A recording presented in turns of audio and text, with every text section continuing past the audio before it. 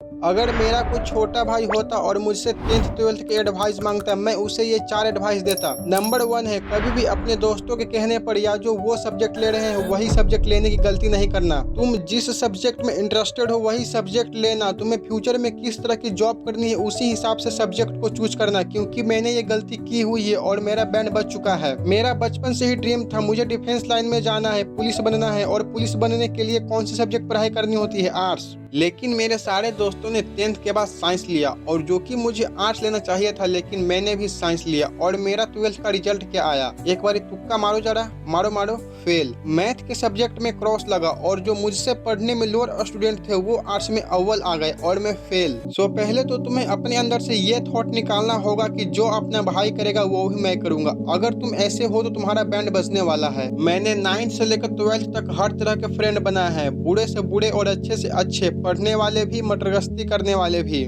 Smoking करने से लेकर ड्रिंकिंग करने वाले तक। लेकिन आज एक भी दोस्त नहीं है जिसके साथ 10-15 मिनट बात कर सकूं। आज सब अपने अपने काम में बिजी हो गए हैं। कोई प्राइवेट जॉब कर रहा है, कोई अपने पापा का काम संभाल रहा है, कोई ब्लिंकिट में डिलीवरी का काम कर रहा है, कोई कंपटीशन की तैयारी कर रहा है। मतलब कि एक भी फ्रेंड साथ नहीं है। तुम सोच रहे हो अपना ये जिगरी दोस्त तो है ही, ये कहाँ जाएगा? लेकिन मेरे भाई एक टाइम पर ये भी अपना काम देखेगा। नंबर 2 है, कभी बिना मतलब लड़ाइयों के चक्कर मत पड़ना, वरना ये छोटी सी गलती तुम्हारी पूरी लाइफ को डिस्ट्रॉय कर देगी। मेरा एक फ्रेंड है पंकज, उसका 11th में एक लड़के के साथ पंगा हुआ था। शुरू में तो नॉर्मल डिबेट ही हुआ, लेकिन धीरे धीरे बात इतना बढ़ गया कि पूरे 4 बार लड़ाई हुई। एक बार क्लास में, एक बार कॉलेज के बाहर, और 2 बार एक ही दिन में। उस लड़ाई में कम से कम 50 लड़के थे। सभी ने पंकज को चारों ओर से घेरा हुआ था मारने के लिए। पंकज ने किसी डॉन को बुलाया हुआ था, उसने 2-3 फायरिंग की, पूरा ग्राउंड ही खाली हो गया। फिर 15-20 मिनट बाद पुलिस आई सिविल ड्रेस में और 4-5 लड़कों को पकड़ कर लेकर गए। लेकिन उससे पहले ही हम लोग भाग चुके थे। सोचो अगर उस फायरिंग में किसी को गोली लगी होती, उसका तो गेम ओवर हो जाता।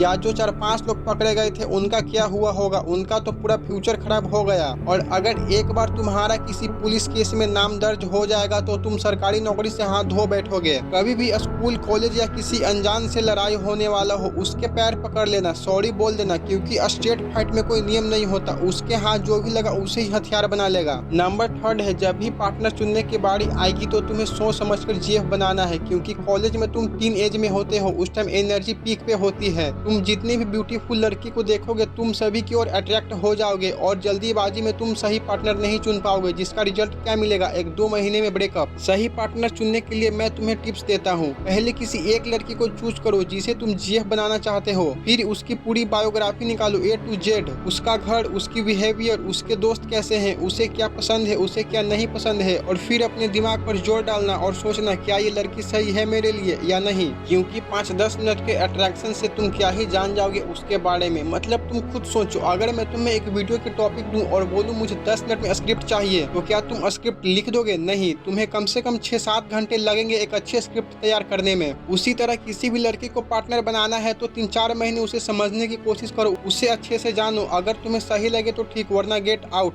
नंबर 4 है, अगर मेरे पास टाइम मशीन होता डोरेमोन जैसा, तो मैं पास्ट में जाकर अपने ओल्ड वर्जन से बोलता, तू वीडियो एडिटिंग सीख, तू मोशन ग्राफिक्स सीख, तू एआई के बारे में सीख, तू थंबनेल डिजाइनिंग सीख, कुछ भी सीख, लेकिन डिजिटल स्किल को ही सीख। क्योंकि 9th क्लास में हमारे ऊपर कोई प्रेशर नहीं होता। कॉलेज से घर, घर से कॉलेज, घर वाले भी कुछ नहीं बोलते। तुम्हें जॉब लेनी है, तुम्हें शादी करना है, तुझे घर बनाना है, मतलब कि टेंशन फ्री, किसी भी बात की कोई टेंशन नहीं होती। सपोज करो कि तुम अभी 9th में हो और हर दिन किसी स्किल पे 2 घंटे दे रहे हो। तुम 12th के एग्जाम पास होते होते तुम उस स्किल पे 2190 घंटे दे चुके होगे। दिलचस्प बात तो ये है, अगर तुमने स्टार्टिंग के 1000 घंटे किसी स्किल पे दे दिया तो उस स्किल के बारे में बाकी लोगों से ज्यादा नॉलेज तुम्हारे पास होगी, जिससे तुम उस स्किल को मास्टर कर लोगे और फ्यूचर में तुम्हें जॉब के लिए भागदौड़ नहीं करनी होगी। मैं तुम्हें एक बार फिर से याद दिला देता हूँ। नंबर 1 है, सब्जेक्ट हमेशा खुद ही चुनना, ना कि दोस्तों की देखा देखी में। नंबर 2 है, बिना मतलब के लड़ाइयों के चक्कर में मत पड़ना। जहाँ तक हो सके डिबेट तक की बात खत्म करने की ट्राई करना। अगर इससे बात ना बने तो उसके पैर पकड़ लेना, सॉरी बोल देना, जितना जल्दी हो सके वहाँ से खसकने की कोशिश करना। नंबर 3 है, पार्टनर बनाने से पहले उसकी पूरी बायोग्राफी निकाल के ही गर्लफ्रेंड बनाना, वरना अगर पहली बार में ही ढंग की लड़की नहीं मिली तो तुम सारी लड़कियों को एक ही नजर से देखोगे। एग्जाम्पल के लिए मैं तुम्हें एक मिठाई दूं खाने को और खाने के बाद पता चले कि मिठाई वो खट्टी थी, तो क्या तुम मेरी मिठाई खाओगे? नहीं। उसी तरह जब तुम्हें पहली ही लड़की सही नहीं मिलती तो उसके बाद तुम्हें सारी लड़कियां लड़कियां ही बेकार लगती है और फिर तुम सिग्मा मेल बन जाते हो। नंबर 4 है अभी ही कोई डिजिटल स्किल सीख लो, क्योंकि अभी तुम 9th 10th में हो, अभी तुम्हारे पास टाइम ही टाइम है, वरना बाद में पछताओगे। ओके, अगर ये वीडियो इन्फॉर्मेटिव लगी हो, कुछ नया नॉलेज मिला हो तो सब्सक्राइब कर देना। बाय।